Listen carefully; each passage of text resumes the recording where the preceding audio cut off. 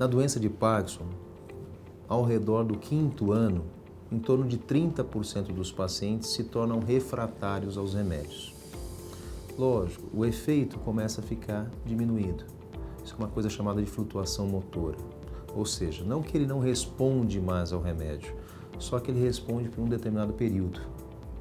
Ou tem alguns pacientes que têm alguns efeitos colaterais da medicação, ou seja, esses movimentos involuntários, chamados de discinesias. Isso piora muito a qualidade de vida do paciente. Quando isso acontece e o ponto de vista cognitivo do paciente está preservado, a cirurgia é uma boa opção. Lembrando que a cirurgia tem os seus objetivos principais. Um deles é tratar esse fenômeno chamado de flutuação motora. O outro, como o caso do Paulo, a rigidez, a lentidão do movimento, chamada de bradicinesia, e além do tremor. Esses são os sintomas primordiais que a cirurgia pode ajudar muito o paciente e melhorar muito a qualidade de vida. O momento da indicação cirúrgica é um momento muito importante na vida desses pacientes. A primeira coisa que deve ser pensado é que é uma decisão de um médico só.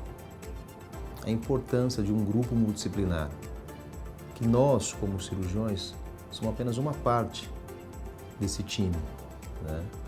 E é interessante sentir que cada paciente chega fragilizado. Então ele tem uma doença, que é uma doença crônica, que não tem cura, que do ponto de vista intelectual, cognitivo, ele está bem. Mas mesmo assim, tem aquele medo, aquela frustração, aquela indecisão, aquela insegurança. Então é importante que o médico sentir esse horário certo para indicar a cirurgia. E outra coisa bem importante é ser verdadeiro. A cirurgia é apenas uma parte do tratamento, assim como o remédio, assim como outras terapias, como fisioterapia, e aí o paciente sentir essa segurança e essa franqueza. A cirurgia consiste na implantação de 2 eletrodos, que são colocados em regiões profundas do cérebro, que através do marca-passo se emite estímulos e modulam o movimento. E assim o paciente consegue controlar os sintomas, por exemplo, na doença de Parkinson, como o tremor, a própria rigidez, a própria lentidão do movimento, estabelecendo o mesmo resultado que o remédio faz. Então esse é um dos intuitos da cirurgia da estimulação cerebral profunda. Bom, o pós-operatório da cirurgia de estimulação cerebral profunda é um pós-operatório tranquilo. Na grande maioria das vezes os pacientes passam um dia no hospital após a cirurgia.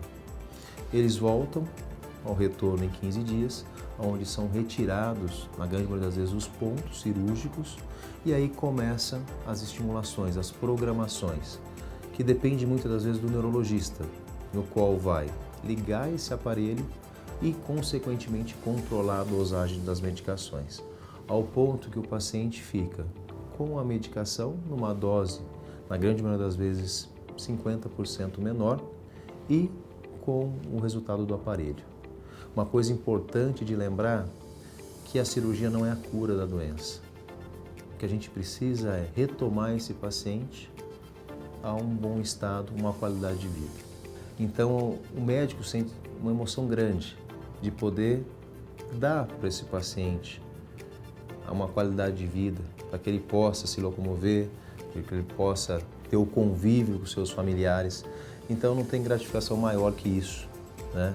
Um detalhe importante, né? No intraoperatório, que a gente posiciona os eletrodos, nessa fase o paciente fica sem o remédio e acordado, então a gente consegue ver que aquela lentidão do movimento, assim que você coloca o eletrodo no local certo e liga, o paciente melhora e sente feliz. E às vezes ele chora. Então isso é uma coisa muito gratificante para o médico.